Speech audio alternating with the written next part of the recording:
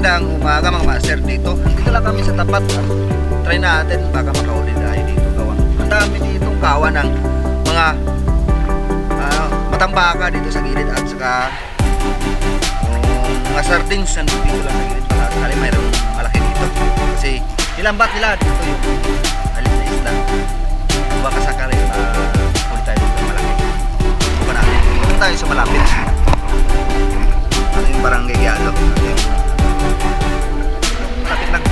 Pero pupunta kami sa medyo labas para makaulit. Tara, pabagan nyo pangalawang episode natin sa YouTube channel. At kung bago ka pa lamang sa aking channel mga master, huwag kalimutan mag-subscribe at pindutin ang notification bell para update kayo sa ilalabas ko bagong video. Master, maraming salamat po mga master. Sana makarami tayo at time safe. Let's go master.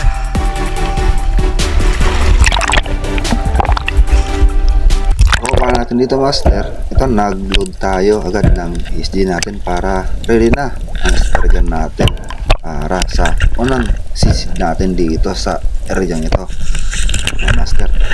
Kaso nga lang mga master, meron sanang isang GT na lumapit sa akin dito, kaso malabo ang area nito mga master, gawang galing pa lang sa lakas ng alon kaya hindi natin agad napansin yung GT.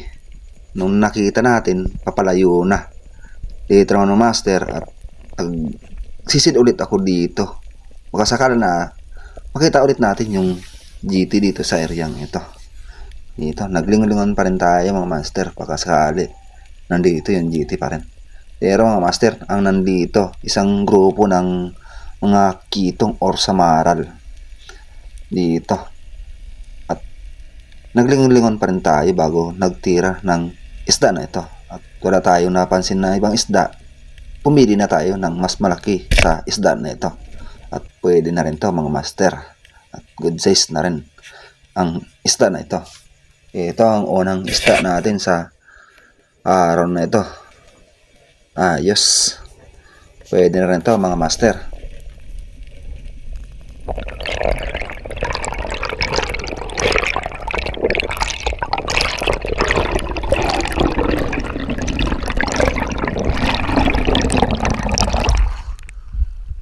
Sadig.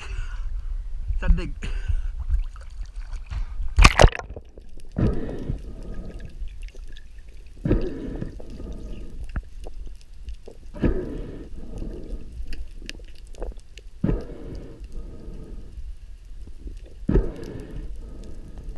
Pagkalagay ko na ito sa bangka master, ito ang nangyari. Napana ko na yung talakito na maliit pa lang pero pwede na rin to. Hindi ko na nakuha na ng video kung paano natin natira ang isda ito. Gawang pagbaba natin nakita agad natin at bago naka-on yung camera at napana na natin. Kaya pwede na rin to mga master. Ang isda na to, ang pangalawa natin yung isda, isang talakitok. Nakailan drop na ako dito mga master sa area ito, kaso wala talaga nagpapakitang ibang isda.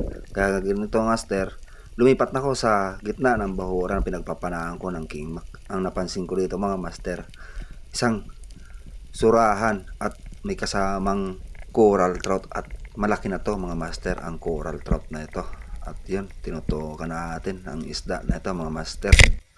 Yun, natir nga natin ito mga master. Kaso mga master, napanipis naman ang patama natin kaya napunit, ayun, kumaripas at pumasok sa butas.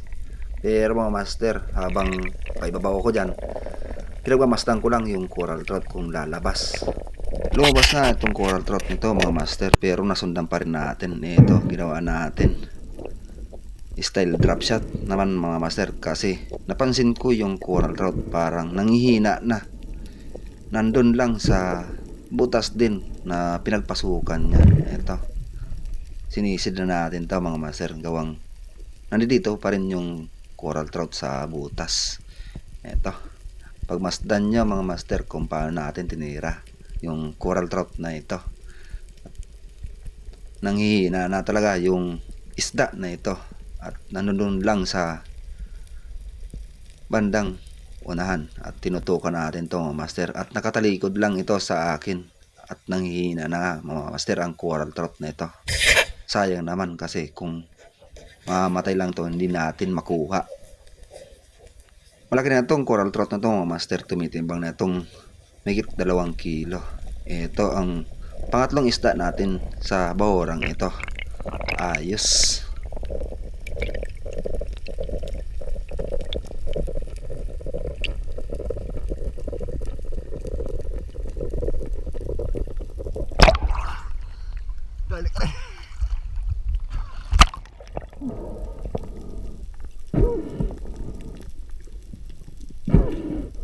Nakailang baba na ako dito mga master sa bahurang ito at wala talaga nagpapakitang isda, at dito pinuntan ko na yung mga bahurang nakahiwalay dito sa gitna at may napansin akong isang red snapper or mangrove snapper, at ang ginawa ko dito mga master, drop shot ulit ang tira natin dito, at malaki na rin to ang mangrove snapper na to mga master.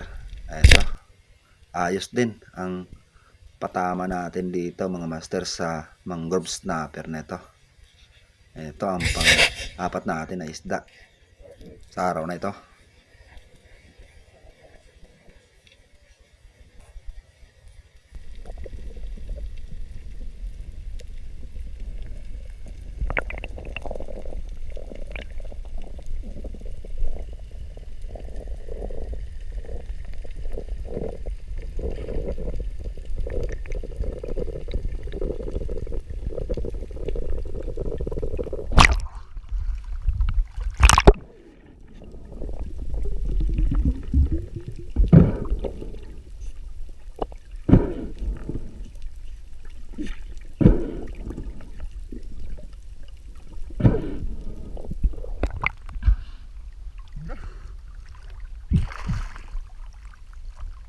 Malaki na rin to mga master ang mangrove snapper na ito, tumitimbang na ito mahigit 1 kilo at pwede na rin to.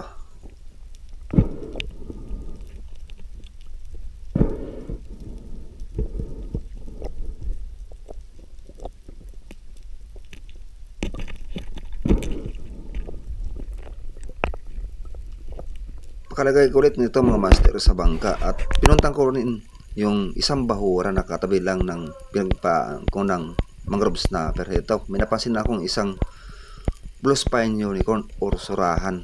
Ito, ang ginawa ko ulit mga master, drop shot ulit ang tira natin dito sa isda na ito, at napakaamo naman mga master. Ayun, sapul, at napakaganda rin ng patama natin dyan mga master.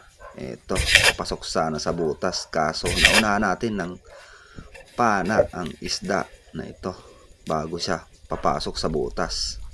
Ayos ang pang-anim na isda natin dito sa bahurang ito. Ayos, pwede na to.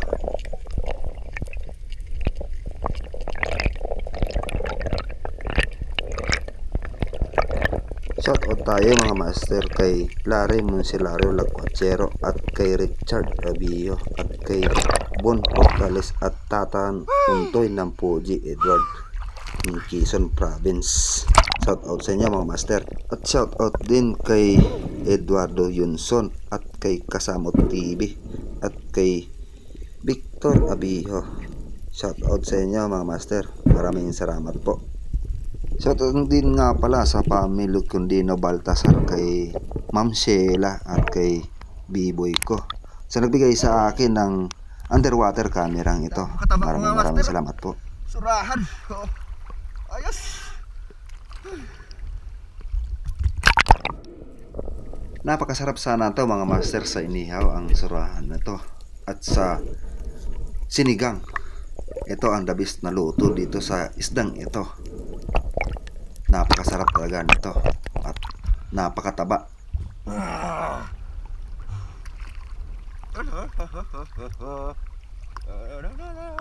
Thank you. At nakakatawa. Paldo. Ay! Pakalagay ko na ito mga master sa bangka. Pinuntahan ko yung pinaghuhulihan ko ng mga ilak dito mga master. Habang pababa tayo, ang napansin kong isda dito mga master, isang mangrove snapper. Kaso may kailapan ito mga master. At dito, at lumabas na nga yung mangrove snapper, hindi pa rin natin napana. At dito mga master, nakalapag na tayo dito sa ibabaw ng bahurang ito. Kaso may mga master, may lumabas na isang mangrove snapper pa rin. Ang nangyari mga master, nahuli yung patama natin sa isda, kaya hindi tinamaan yung isda. Sayang talaga mga master, napakalamig kasi ng tubig sa ilalim, kaya nanginginig tayo sa sobrang lamig. Sayang talaga mga master. Ito sana yung malaking mangrove snapper dito, at wala yung mga ilak dito sa area ito. Dito rin mga master, pinuntahan ko yung katabi lang ng bahura na pinagpanaan ko na hindi natin tinamaan ng mangrove snapper. Pero alam ko dito mga master, nandito rin yung mga mangrove snapper kasi tirahan talaga to ng mga mangrove snapper. At habang palapag na tayo, nandito nga yung isa, at malaki din mga master, at napansin tayo at papalapit pa rin sa atin. Mabuti, napakaamo at napakaganda rin ng patama natin dyan mga master, at na-barbecue pa ang isda na ito. Ayun. So mga master, may kalakasan, pumasok sa butas ang isda naman na ito, at pinahirapan pa tayo ng isda nito mga master.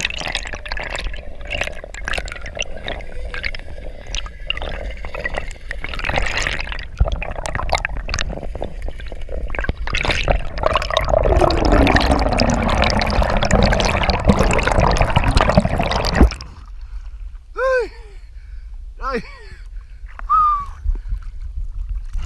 Tinawag ko mga master yung bangkero natin para hawakan yung tali natin dito, para pag tanggal natin sa ilalim, hihilahin niya na lang yung line natin mga master, para hindi na tayo mahirapan sa ilalim magtanggal. Dito mga master, nakapagpahinga tayong maayos at nakakuha ang sapat na hangin. At sinubukan ko na sisirin ulit ang isda na ito. Dito nga, sinisid na natin mga master. Nakapagpahinga tayo ng maayos at tanggalin natin sa pagkasabit yung isda dito sa ilalim. At dito nga, grabe pagkasabit, at sinuot pa talaga sa ilalim ng butas mga master. Kaya yun, hinila ko na lang yung isda sa buntot para sumabay yung isda. At ayun pala, yung isda hinang-hina na pala at tinamaan sa bandang pisngi ng isda na ito. Ayos.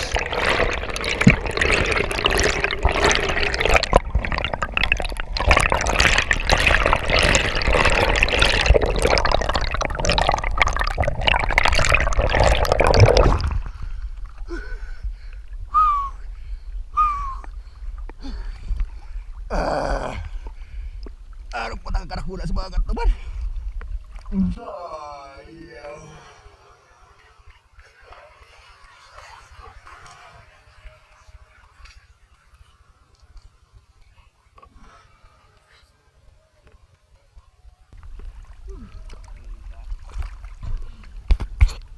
Thank you.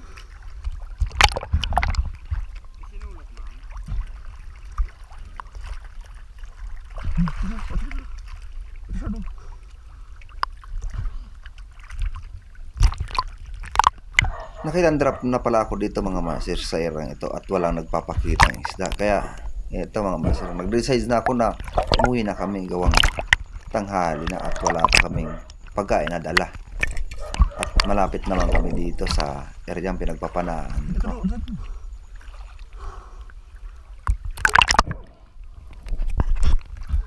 Malaki na sir, oh. Ganito sana yung isa. Ang lapit ito naman. Grabe. Magandang tanghali mga master, ito uwi na kami gawang napakalamig talaga ng ilalim. Hindi kaya ng energy at laging minis tayo. At huli.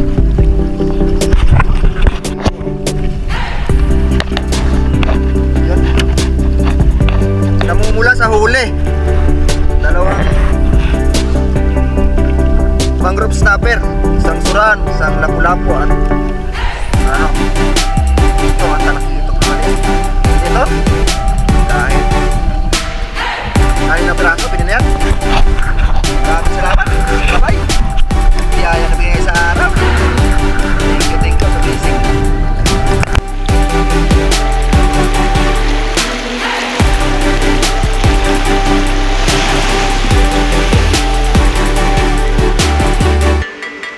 Yan mga master, ang huli natin sa 3 oras lang at nakakita tayo ng red snapper at lapu-lapu na nag 8.4 kilos at isang surahan ng 2.4. Pwede na to mga master.